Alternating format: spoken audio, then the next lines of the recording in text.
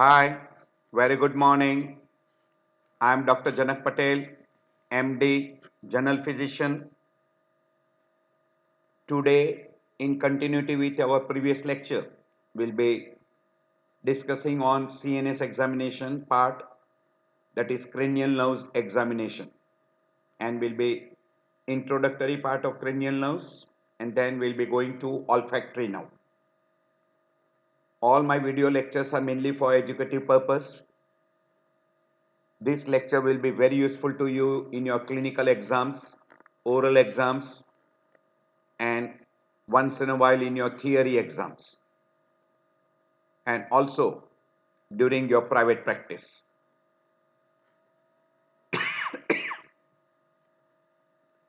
Before we go into cranial nerve examination, little idea regarding pyramidal tract.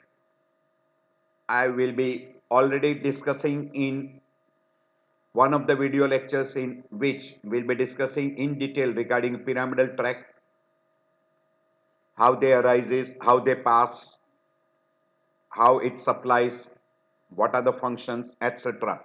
Complete detail regarding pyramidal tract and then upper motor neuron, lower motor neuron. We'll be discussing that particular part. So this is important because while doing a cranial nerve examination, whichever are the motor cranial nerves, they will be concerned with pyramidal tract because the higher control is by cortex and that is pyramidal tract. So pyramidal tract will start from right from cerebral cortex, then you will get a corona radiata.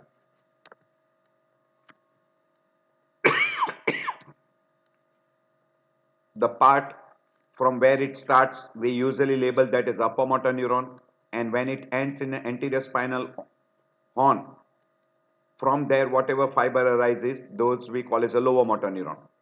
So first portion from where it arises is cerebral cortex, then second portion we call as corona radiata, then it passes through the internal capsule, then from the midbrain, pons, medulla, upper part of medulla, in lower part of medulla, it crosses to the opposite side.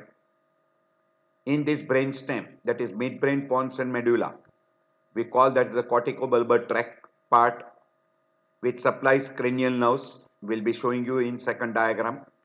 And after passing in a lower part of medulla, it crosses to the opposite side and then it descends on the opposite side in spinal cord, and then it will end in anterior horn cell, from where the fiber which arises from anterior horn cell will label that as lower motor neuron.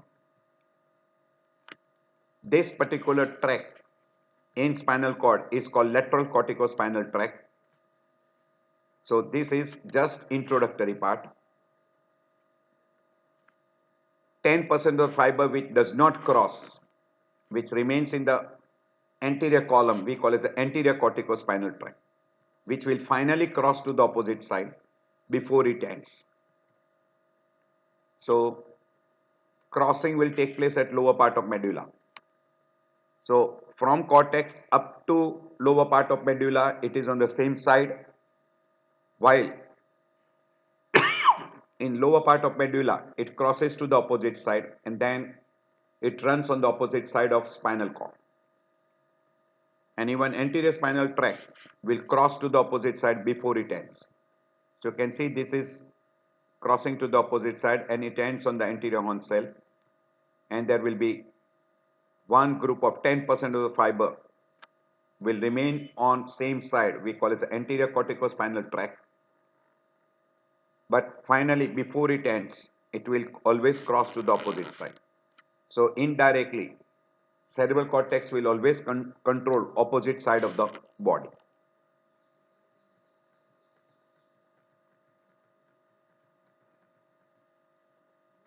Clear? Now this is as far as how it supplies the cranial nerves, that is motor cranial nerves. So corticobulbar tract, now you can say that this is supplying both sides, third cranial nerve, fourth cranial nerve, sixth cranial nerve. Clear? Also fifth cranial nerve, third, fourth, five, and six, bilateral innervation. But as far as facial nerve is concerned, upper part of the face is bilaterally innervated. Lower part of the face, it will supply opposite side of the lower half of the face. Opposite side. You can see very clearly. So this is lower part of the face and opposite side, while upper part bilateral innervated. So third, fourth, five, six, even seven, upper part of the face bilaterally innervated. As we go down, you can see this is nucleus ambiguous, which is 9th and 10th cranial nerve, motor fibers, bilaterally innervated. Then you can see this is a part of hypoglossal, 12th cranial nerve. It supplies opposite side of 12th cranial nerve, hypoglossal, particularly genioglossus. And this is spinal accessory, 11th cranial nerve, bilaterally innervated. Indirectly, 7th cranial nerve and 12th cranial nerve, opposite side. As far as 7th is concerned, lower half of the face, and in case of hypoglossal, mainly genioglossus, is supplied by opposite side of corticobulbar tract. So same shown here. This is sagittal view, and this is view which shows bilateral innervation. Upper part of the face bilateral innervation, lower part of the face opposite side. So whatever we have shown you before, same thing is shown here, similar. So I'm skipping this slide. So in upper motor neuron, you know very well, we are interested, this is in general upper motor neuron regarding the entire body. So in upper motor neuron, the power will be little preserved because of anterior corticospinal tract. So it is not zero. While in lower motor neuron, by and large it is zero. Because of preservation of the local reflex arc, spasticity is being seen. So increased tone, while in case of lower motor neuron, because of the damage to the reflex arc, the tone is zero. Deep tendon reflex, because of increased tone, they will be brisk and you will be getting clonus. While in case of lower motor neuron, because of damage to the reflex arc, tone is zero and reflexes will be absent. Deep tendon reflex will be absent. Plantar will be extensor in upper motor neuron, while in lower motor neuron, it will be normal, or we call plantar flexor. But if there is a damage at the level of alpha S1, it will be absent. And in a muscle which is being affected and which is being undergoing atrophy, you will see fasciculation more common in case of lower motor neuron as compared to upper motor neuron. In upper motor neuron, usually no fasciculation, but in a very, very late stage, you can see sometime fasciculation. So this is a common difference between upper motor neuron and lower motor neuron. Now we'll be going through all those cranial nerves right from first till 12. So you will have to remember all those names. First is olfactory, second is optic, third is oculomotor, fourth is ophthalmic,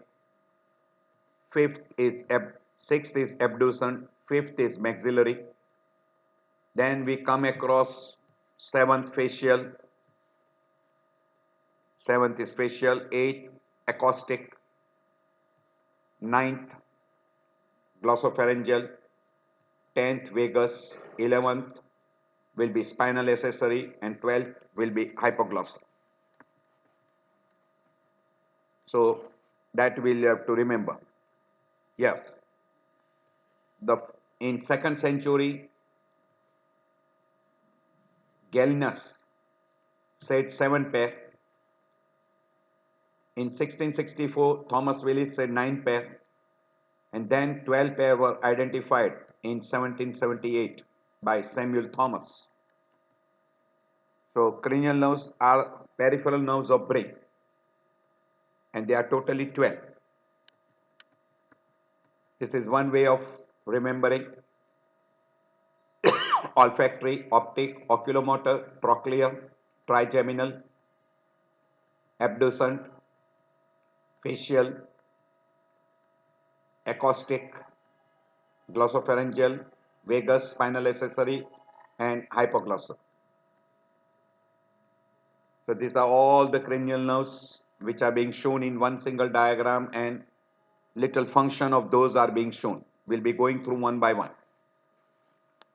You can divide them into three groups: pure sensory, pure motor, and mixture. Pure sensory, olfactory, optic, and vestibulocochlear. These three are pure sensory. Pure motor will be oculomotor, trochlear, abducent, spinal accessory, and hypoglossal. These five are pure motor, while trigeminal, facial, vagus, and glossopharyngeal are mixed. Some person puts oculomotor into mix because it also contains a parasympathetic supply. That's why they put them, but it is by and large considered as a pure motor. So this we call as a efferent, or this is called as a efferent, and this is a mixture. Trigeminal has got motor as well as sensory. Facial has also got motor, sensory, vagus, glossopharyngeal. These are the four cranial nerves which are having mixed sensory. So you will come across upper motor neuron in oculomotor, trochlear, abducent, spinal accessory, hypoglossal, trigeminal, facial, glossopharyngeal. In this you can have upper motor neuron because they contain motor fibers. This is from where it exists. Olfactory cells will enter into the cranial cavity through cribriform plate. It will enter into olfactory bulb, while optic will enter through sphenoidal optic canal, and it will end in lateral geniculate body. Function will be vision.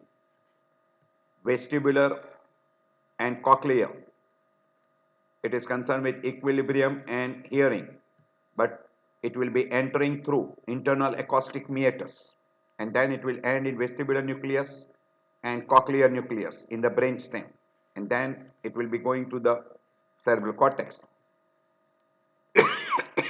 These are motor cranial nerves. How it enters, it is given. We'll be discussing separately in those particular cranial nerves. So sensory, trigeminal, facial, glossopharyngeal, vagus. Sensory. Spatial sensory, olfactory, optic, facial, concerned with gustatory, vestibulocochlear, glossopharyngeal, concerned also with taste, because anterior 2/3 and posterior 1/3, and olfactory, smell, optic, vision. This is for taste, this is for hearing. As vagus is mixed with glossopharyngeal, so that is also part, because it also supplies a little amount of the pharyngeal wall. Pure motor, oculomotor, trochlear, trigeminal, abducent, this will be pure motor. But facial, glossopharyngeal, vagus, accessory, and hypoglossal, they are mixed, but they also contains motor. And autonomic is oculomotor, facial, glossopharyngeal, and vagus. They will be having parasympathetic and sympathetic groups. So do remember this. This is very, very important, because when we go to the function and what happens in the damage, this particular slide will be useful. So Edinburgh Westphal nucleus in third cranial nerve will be supplying parasympathetic fiber to sphincter pupillae. Then you have got the 3, 4, 6, 5, 7, 9, 10, abducent, facial, then superior and inferior salivary, then vestibulocochlear, nucleus ambiguous will be 9th and 10th, spinal accessory, hypoglossal. These are all cranial nuclei, different nuclei.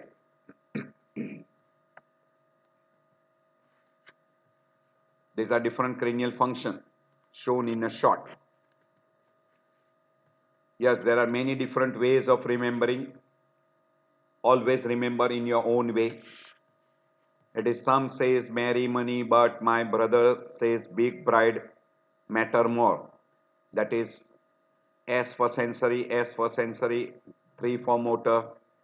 Forget about that. Best way of remembering is this sensory, motor, special sensory, autonomic. Always try to remember in that way. Remembering the name of the cranial nerves on old Olympus towering top, a few visiting Greek viewed some hopes. Don't try to remember that. Remember according to 1, 2, 3, what are the names. This is another way of remembering. Olfactory, optic, oculomotor, trochlear, trigeminal, abduction, facial, vestibular, cochlear, glossopharyngeal, vagus, spinal accessory, and hypoglossal. This is old Olympus, whichever way you want to remember. Forget about that. These are all to put together. 1, 2, 3, 4, 5, 6, 7, etc. There may be many more. But always remember olfactory, optic, oculomotor, trochlear, trigeminal, abduction, facial, acoustic, glossopharyngeal, vagus, spinal accessory, and hypoglossal. Now we are coming with the first nerve. The first nerve is concerned with sense of smell. And olfactory nerve can identify thousands of different smells. So we'll be starting with anatomy, function, method of testing, interpretation, and localization.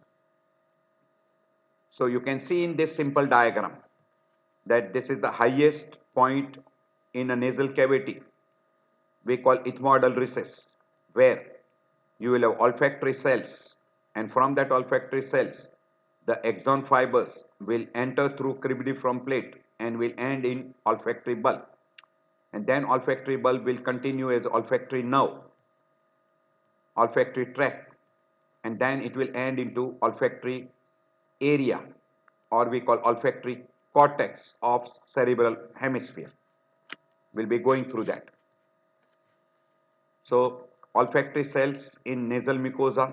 From there, fiber will go to olfactory bulb, olfactory nerve, olfactory tract, and then olfactory area. So how it goes, we'll be going through.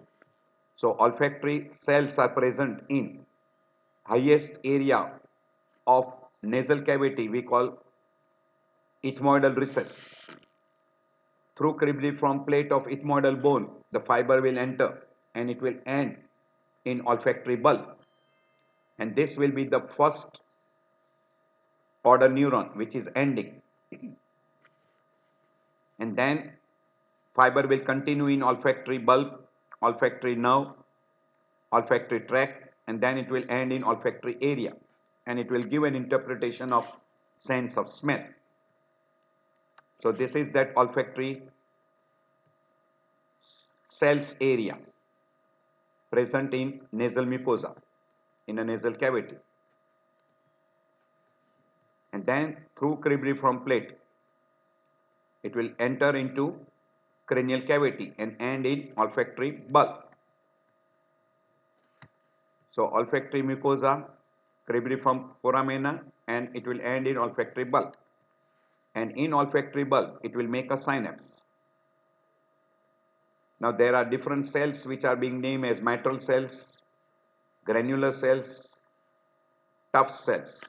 We are not going into those details, but these are olfactory cells, and one end it contains cilia which is covered with mucus. This is the central part of olfactory cells, and these are the olfactory nerve which is entering through cribriform plate. This is cribriform plate, and these are opening in the cribriform plate which is a part of a ethmoidal bone, and it will make a synapse in olfactory bulb, and then it will continue in olfactory nerve and tract. So This is the cells. These are the cells. These are the what we call as cilia, and this is covered with mucus.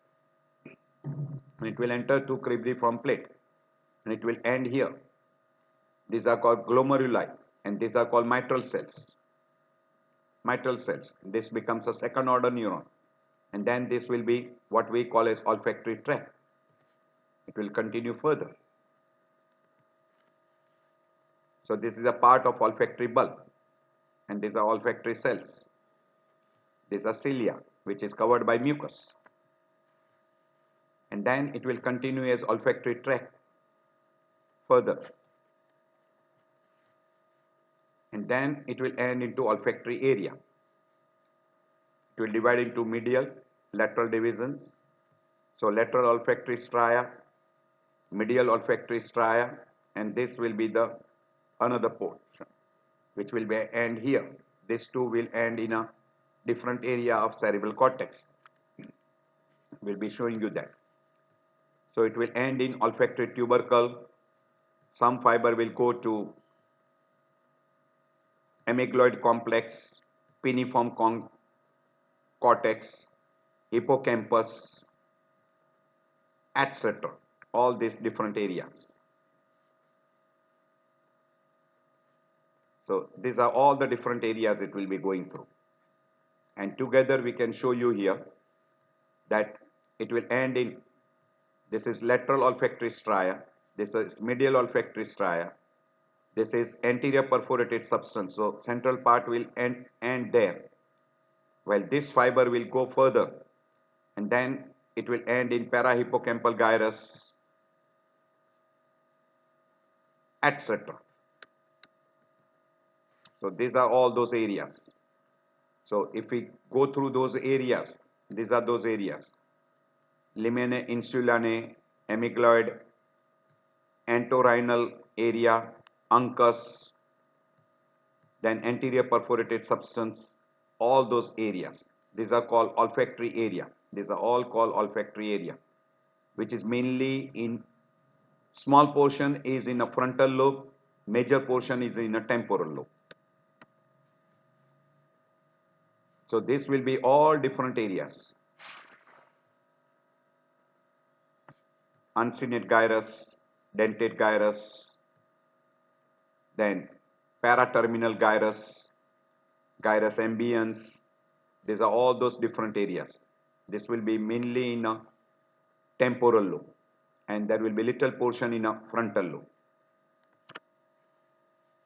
So it will end in all this different area: primary olfactory area, secondary olfactory area. Primary olfactory area is uncus, anterior hippocampal gyrus, piriform cortex, amygdaloid nucleus, etc. And this is medial olfactory stria will end in a para-olfactory area, cingulate gyrus, those. We are not going into details regarding this. These are all the different areas: piriform cortex, periamygdaloid area, amygdala, anterior perforated substance. Small portion also goes to thalamus, hippocampal formation, all this area. And then it is stored as in memory, what we call as in associated areas. It is stored as a memory of those different smells. So function is mainly sense of smell. While you are tasting for this, taste each nostril separately. Identify the familiar smells. Always avoid a noxious substance, and try to identify whether person has got any disturbances in identifying the sense of smell. Person can identify thousands of different types of smells, but always use familiar smells, familiar odor, and avoid noxious substance. Now, how exactly this smell is being given? Whenever person is asked to take deep inspiration, inhale deeply. When he inhales deeply, the vapor part of that smell material, the material which you are using for a smell, is entering into the nasal cavity. It gets mixed in a mucosa, that is we call mucus, and then it stimulates the cilia part of olfactory cells. Electrical impulse is generated, chemical is converted into electrical impulse, and that impulse will travel through olfactory cell via the axon parts through cribriform plate into olfactory bulb, olfactory nerve tracts, and then it will finally end into olfactory area of cerebral cortex of frontal lobe as well as temporal lobe, and then person will perceive a sense of smell. Now this particular you will be testing, so you will be using the material, and that material is taken in an amber color bottle. The material which we most commonly which we use is coffee, lemon, etc.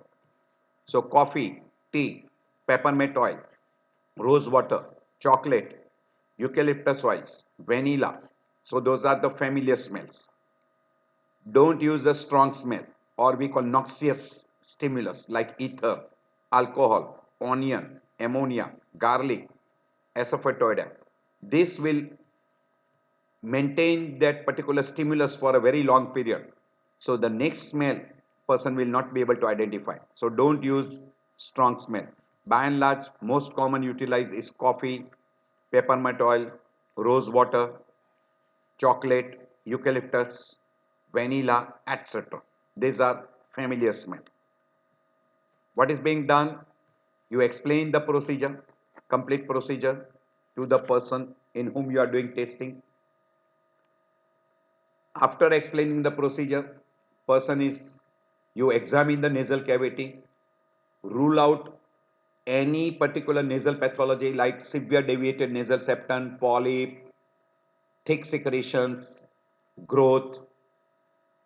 You rule out all those conditions which will interfere with your examination. After ruling out that, we have already mentioned, avoid using irritant substance or strong smell, and you have to taste one nostril at a time. Common familiar odors are utilized. They are usually taken in an amber color bottle, and you ask the person to close the eye. After closing the eye, one nostril has to be closed with the finger or by the thumb, and you bring the material which you want to test close to the nostril, open the bottle, ask the person to inhale deeply, and then close the bottle again, and now a person is supposed to answer what smell it is. If he answers correctly, the sense of smell is preserved. If the person cannot identify, we'll say that person has got absence of smell. We use the word anosmia. So this is the way you bring it close to the nostril. By and large, we always ask the person to close the eye because some person can identify the material by color, etc. So first, local examination, explain the method. Local examination, rule out polyp, infection, mass, deviated nasal septum, foreign body, etc. Ask the person to close the eye, close one nostril. Material should be brought close to the nostril. Open the bottle, deep inhalation, close the bottle, and person is supposed to identify. Same test should be repeated with opposite nostril, and person should be able to identify. So try to examine the nasal cavity, rule out those local conditions, and then you can go for the test. So these are the different tests which you do. So explain the test to the patient, consent, ask the person to close their eyes, instruct the patient to place an index finger over one nostril to block it, rule out any local pathophysiology, taste in one side with different odor, and then you can repeat the taste with in the opposite nostril, and person is supposed to identify the smell, is supposed to speak. You can repeat the taste in the opposite nostril, and that is how the test is being done. So same procedures shown You can see the way it is being done. You have to close one nostril and bring the familiar smell. Most commonly which is being utilized is coffee, lemon, orange, asafoetida, not asafoetida, sorry, that is a strong smell. Rose water, chocolate, those are common. Eucalyptus oil, those will be the common. Now what is the interpretation? Female will be able to recognize much better smell than the male. But some male also can identify as common as female. By and large, the person will be able to recognize normal smell. But if the person recognizes as an unpleasant smell, that is called parosmia. And if we cannot recognize at all, we use the word anosmia. We'll be using those different words what we utilize. So, a person cannot identify anosmia. And the most common cause of anosmia is damage to the olfactory nerve or olfactory bulb because of damage to cribriform plate, damage to olfactory bulbs, in frontal fracture of frontal bone because of meningitis, encephalitis, traumatic injury to the frontal bone, tumors, or anterior cerebral artery hemorrhage, raised intracranial pressure, etc. can produce damage to olfactory nerve and olfactory bulb. Also, good number of time, a hysterical individual will make an attempt that he cannot identify. In case of local pathophysiology, particularly atrophic rhinitis, severe rhinitis, polyp, mass, foreign body, gross deviated nasal septum, test may be negative. Good number of time, if procedure is not proper, you can also give false negative. Parosmia is identification as an unpleasant smell, that is called parosmia. And good number of time it can be as an aura in presence of epilepsy. And also if the person has got sinusitis or rhinitis, person can misinterpret the smell, and that is parosmia. There is one another word which is being utilized is dysosmia, that patient recognizes normal smell as abnormal, and so they also use the word dysosmia. So very rarely a person can have increased olfactory acuity, and that is common in Addison's disease. We call hyperosmia. Hyposmia means decreased olfactory acuity, particularly very common in common cold. We call rhinitis, sinusitis, polyps, malignancy, deviated nasal septum, etc. And total loss of smell, particularly in head injury, producing damage to frontal lobe, cribriform plate, and that produces damage to olfactory bulb, olfactory nerve, tumors, subarachnoid hemorrhage, etc. And you can have a perverted smell or parosmia or dysosmia in Addison's disease and as a aura in epilepsy. So person will be able to recognize normal by and large, by and large. But total absence anosmia, diminished hyposmia, perverted smell parosmia, and perception of an unpleasant odor is also labeled as cacoxmia, cacoxmia, cacoxmia. And this may be one of the thing in case of local pathology like severe sinusitis, severe rhinitis. That group. Hyperosmia usually in Addison's disease. Presbyosmia means decreased sense of smell due to aging process. Copro means cacoxmia with a fecal smell. And phantosmia means perception of smell that is not real. These are some of the terms. You can go through your leisure time. Anosmia will be very common with some of the condition which damages the olfactory bulb and some without any damage to olfactory bulbs. like nasal polyp, viral URTI, rhinitis. This will not produce any damage to the olfactory nerve or olfactory bulb, while head trauma, meningitis, then subarachnoid hemorrhage will produce damage to olfactory bulb and olfactory nerve.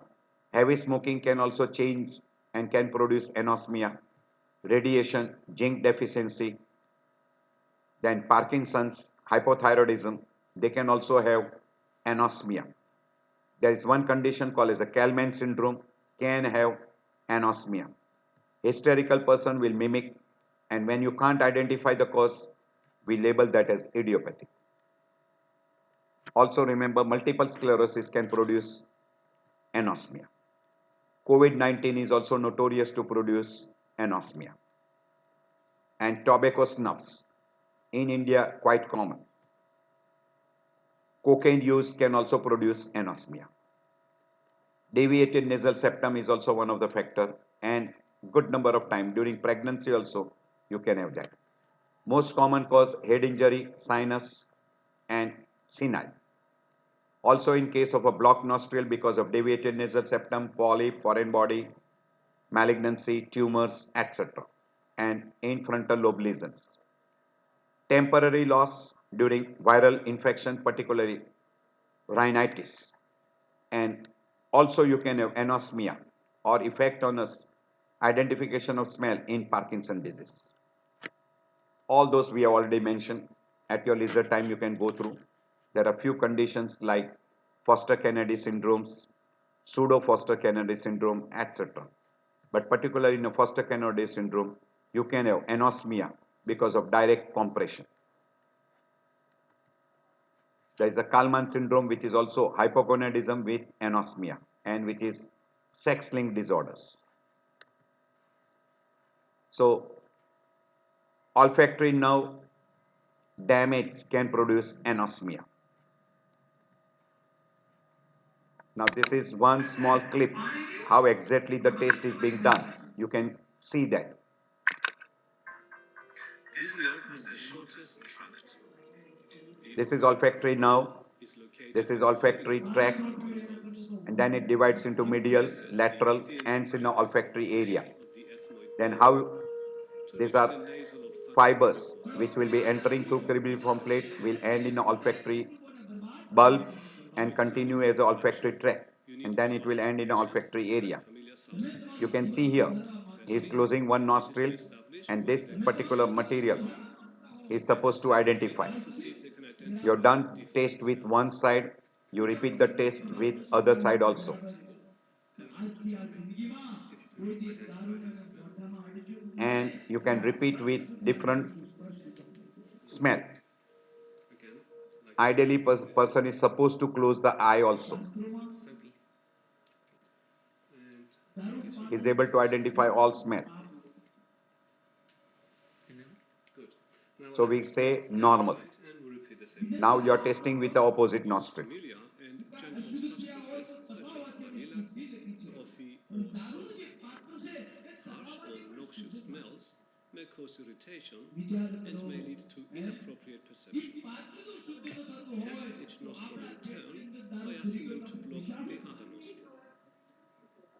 As well as testing for olfaction, you may also need to examine the nasal passages with the So before doing a test, this should be done. Before doing a test. Examination of nasal cavity to rule out deviated nasal septum, polyp, foreign body, any tumors, etc. And we have already shown you this particular slide. That most common cause is head injury, sinus problem, senile anosmia, unilateral because of blocked nostril, frontal lobe lesions can be there, or you can have a temporary loss in case of local causes like rhinitis, infection, viral infection. And in some cases, recovery may be slow or even incomplete. Also consider Parkinson's disease. Okay.